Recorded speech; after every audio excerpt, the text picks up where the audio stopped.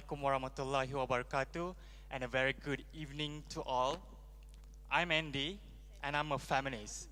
It's a very strong word, isn't it?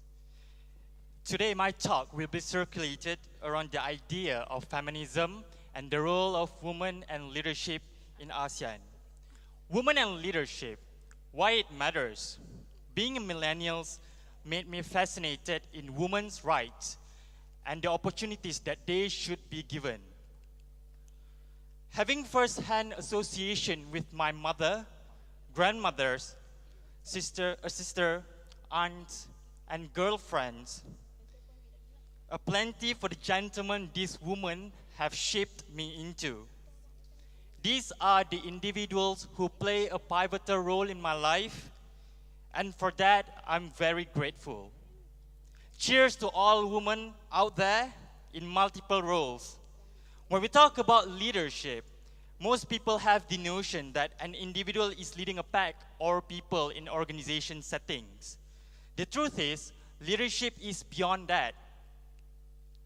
Leadership, by definition, are the action of leading a group of people or an organization, or the ability to do this, and the state or position of being a leader.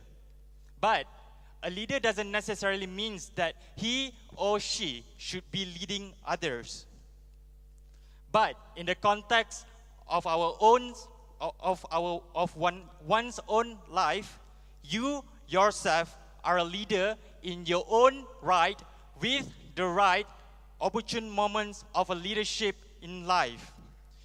Throughout history, women have been denied their rights simply because it is believed that men should conquer the hierarchies in everything, be it the economy, social, or male-dominated fields.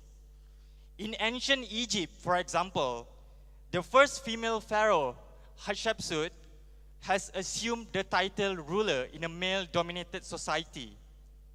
She acted and dressed like a male pharaoh because at that time, the Egyptians never had a female ruler.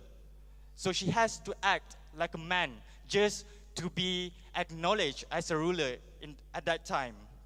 But after her reign, lots of her statues, images, and titles were being defaced, and she was wiped out from history. There's like a lot of ruins that never mention the existence of Hatshepsut. That's how low women can be in society. But when we talk about women in leadership position, it has become such an offensive issue and shameful, even with the emergence of stereotypical words like ice queen, dragon lady, bossy, and many more that thrive in today's society. Statistically speaking, women and leadership roles are not well represented. Based on the Global Gender Gap Report published by the World Economic Forum in the year 2014, there are huge disparities between men and women in areas like health, education, economy, and politics. Where is the gender equality? Frankly, gender equality and women's role in leadership are crucial. Why so? Gender equality is necessary to women's empowerment. It is equal treatment of men and women in laws and policies, and equal access to resources and services within families, communities, and society at large.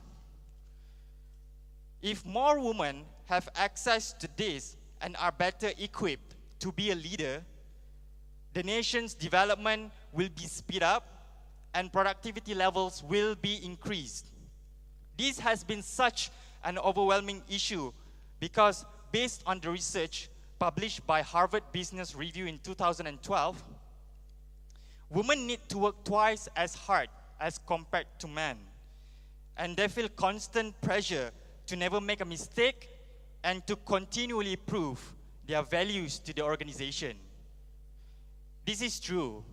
In our society, when we want to elect a leader, we often base our judgment on someone's gender. We're gonna ask, is he a female? Is he male? Is she a female? We ask questions like that.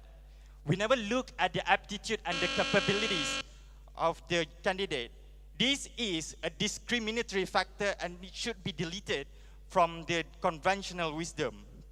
In the ASEAN context, the involvement of ASEAN and women's issue started in the year 1975 during ASEAN Women Leaders Conference. It has since been called the ASEAN Ministerial Meeting on Women, AMMW, when it was restructured back in 2002. A perfect testament as to how the empowered women are able and driven to succeed in leadership. Women's issue and women's role in leadership are not limited within the ASEAN framework alone, but globally too. We can make a difference, and participation from every single party is crucial in ensuring that every single individual is not only heard, but viable in getting equal treatment and access to their basic needs too.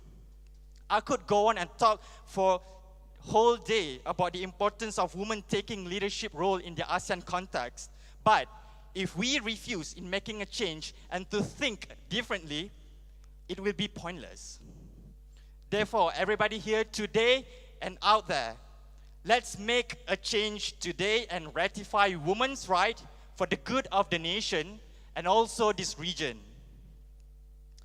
Remember that most exceptional women leaders have the urge to actively engage in networking,